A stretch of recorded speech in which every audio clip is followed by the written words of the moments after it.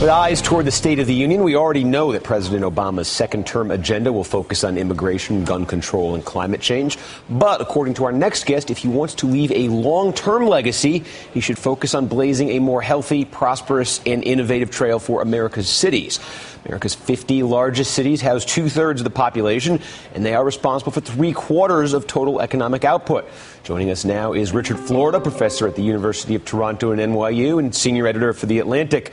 And Richard, when you sort of frame it around the statistics I just cited, it sounds like a no-brainer that President Obama or any other politician on the national stage would be paying attention to urban America. But I think when you sort of look at the incentive game in politics, what I'm noticing is in the 2012 elections really, I think, pointed towards this. The Democratic base increasingly is concentrated really in, cities and metropolitan areas. The stat I keep citing to people is that Obama in victory this year actually won fewer counties than Michael Dukakis did while getting wiped out nationally 25 years ago.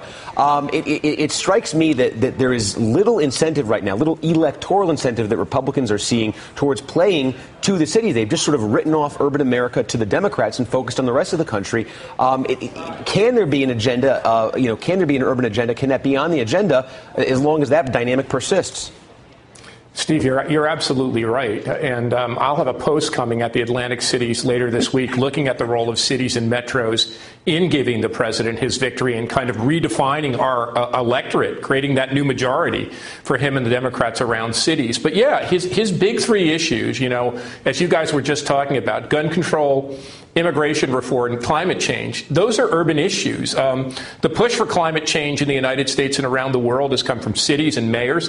The push for immigration reform around in the United States has come from mayors, and the push for better gun control has come from cities. Obama is a city guy. He lived in cities. He's hailed from cities, grew up in Honolulu and moved to L.A. and, lived in New York and Boston and later Chicago. So I think the time is right. And what I point to in the piece is two things. One, we need a Department of Cities to make the investments we're making in this country on infrastructure, in the environment, on affordable housing, on job creation, to make them more effectively. And two, if we're going to think where that bulwark of bipartisan change is going to come from, who are the pragmatic leaders in the country, the president should go right to the mayors, whether it's a Republican or independent like Mike Bloomberg, a Democrat like Rahm Emanuel. Across the spectrum, the mayors are the ones who are developing the innovative and pragmatic solutions. So in creating a new Department of Cities, I think he can not only make urbanism part of his economic agenda, climate change agenda, gun control agenda, immigration reform agenda, he can break the deadlock in Washington by appealing to the people who want positive change. Well, and Richard, dig down a little bit more into the Department of Cities. What exactly would it do? How would it work? Well, my sense is that HUD was great for its time, created in the mid-1960s when cities were emptying out, to really be the bulwark of both urban renewal, so to speak, by renewing those downtown cores and providing affordable public housing.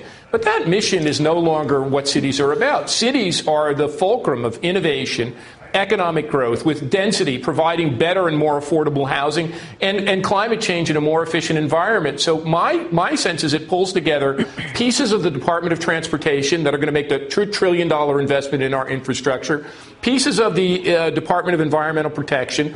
Of course, it folds in all of HUD and other relevant agencies, Department of Commerce, the Economic Development Administration, that are all making investments in not only making better cities and metro areas, but in making those investments more rationally. And I think it could be one of the first places that really gives weight to this notion of we're going to cut to invest.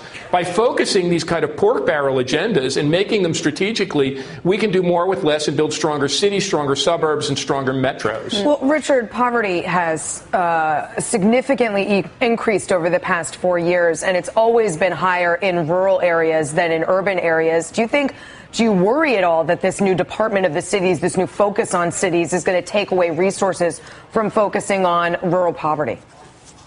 No, I don't think so. I think a Department of Cities would focus on all various areas, suburban areas, traditional urban cores, even rural areas. And we know rural areas are about split. Some of them are growing very nicely, and some of them are just terribly in poverty. But I really think the poverty agenda in the United States has to be reframed as an economic development agenda. You know, when I look at poverty, I see a tremendous waste of human talent and human capabilities. And I would think to make poverty part of an economic development strategy, investing in people, investing in human capital, and investing in our places across the spectrum, that's what a Department of Cities and Economic Growth would do. All right, Richard Florida, thanks for joining us. Straight ahead, something President Obama will likely not mention in his State of the Union, drones. Teray sets the record straight on his thoughts on the matter next.